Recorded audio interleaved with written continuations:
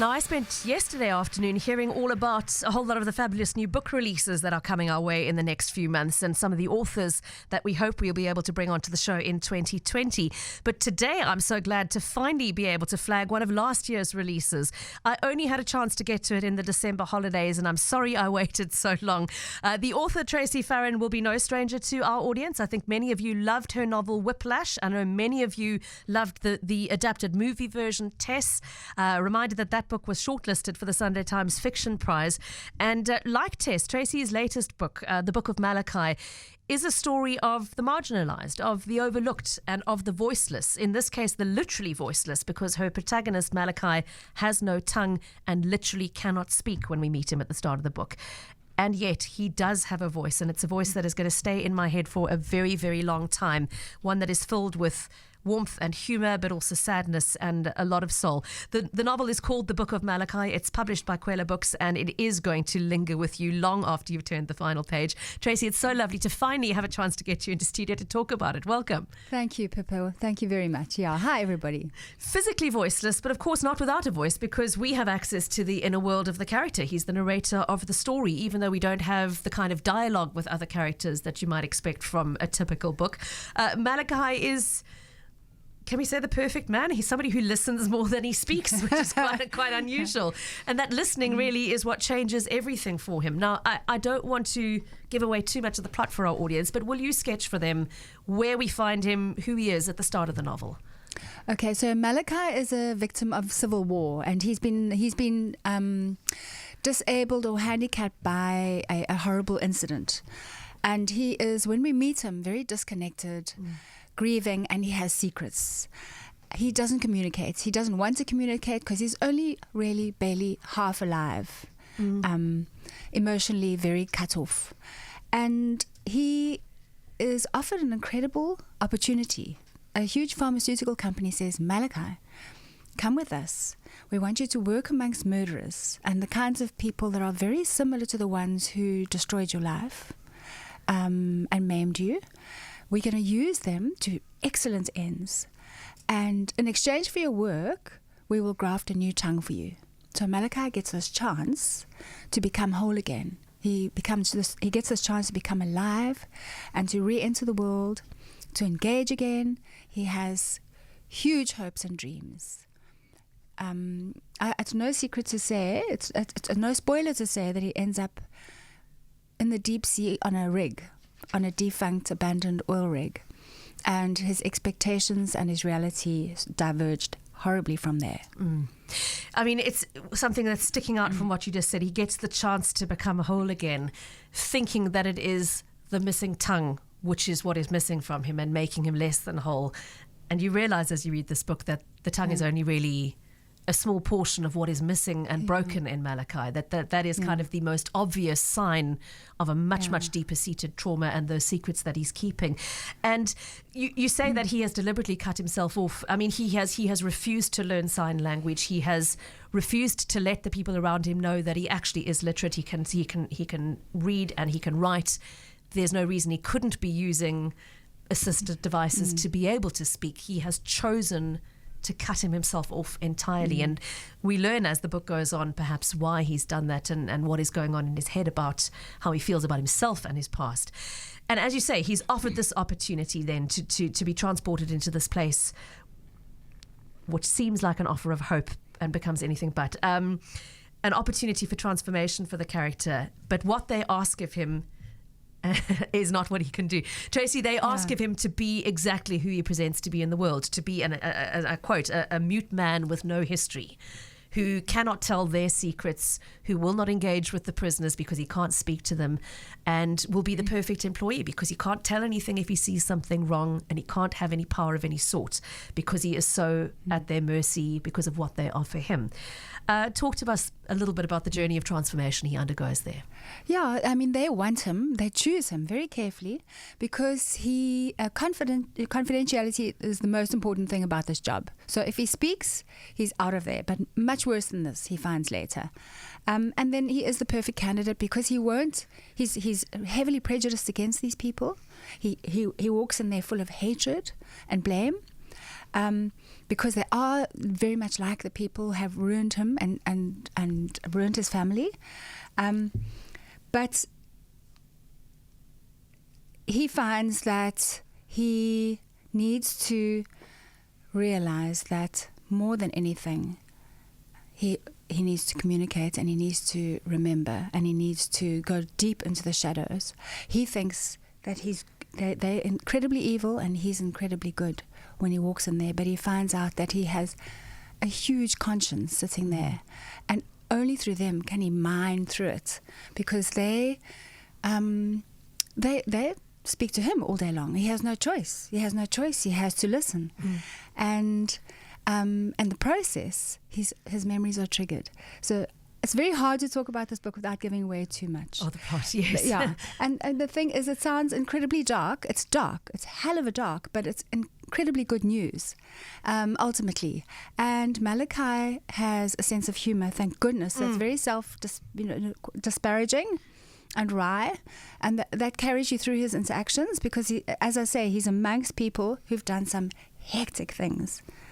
And I mean, what is fascinating to me, and I think it is particularly challenging for a South African reader, with all we know about the crime we live with and how we feel and fear the people who commit it. Malachi goes in there thinking these are the dregs of humanity. These are inherently purely evil people I'm going to be working with. As he hears their story, he starts to recognize their humanity, to recognize that they made choices, bad choices in some cases, but to understand the context in which those choices were made. He recognizes that perhaps some of them are in fact innocent and shouldn't be here at all. None of them should be here at all because of the circumstances they find themselves in. Some have been misunderstood, some have been driven to crime by really difficult situations. It is, when I say it's challenging to a South African reader, because it asks us to look for humanity in a criminal, which is a hard thing to do in a country which battles with the level of trauma that we do on a daily basis. Yeah, it's controversial in that sense. It's a difficult, very difficult thing for us to do. I think people from overseas can do that excavation with far less defenses. But they're brave readers who pick up this book. South Africans need to be brave. We need to be brave to live here. We're all suffering from post-traumatic stress disorder to different degrees, obviously.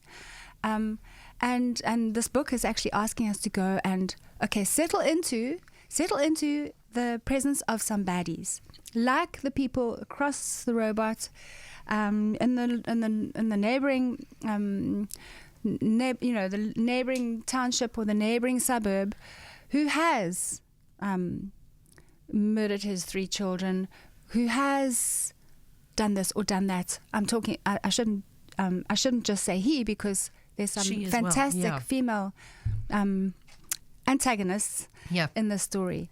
So it's asking to go in there and just hear what they have to say. And it's not about forgiveness in the way that we assume forgiveness to be.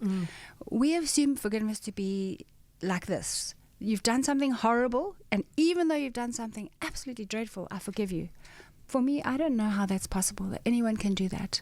With the TRC, it was a mysterious, miraculous process.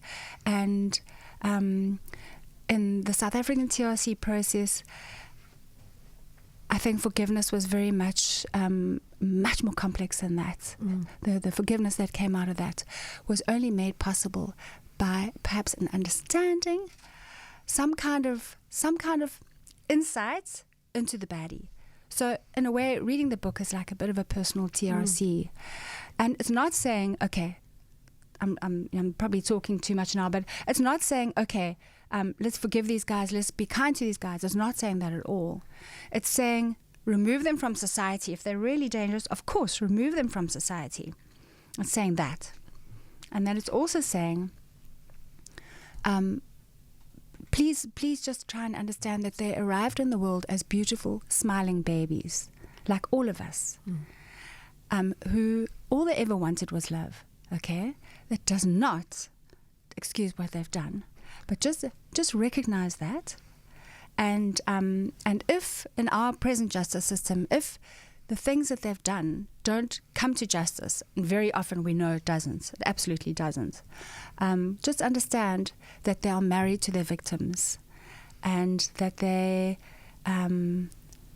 they need to work this out. They need to work this out. They need to in some way communicate with their victims in this life or in the afterlife. As the book. So that's the form of forgiveness that the book is talking about. So it's not as terrifying and impossible. It's not such a hard ask.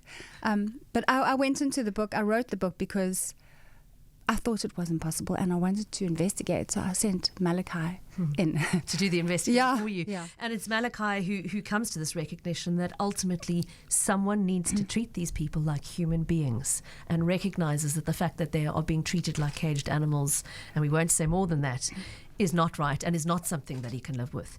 Very dark subject matter, but as you said, it is a book that ends on a note of hope, despite, and I don't want to think all the ribbons are tied up and they're happy endings for everyone, because there aren't.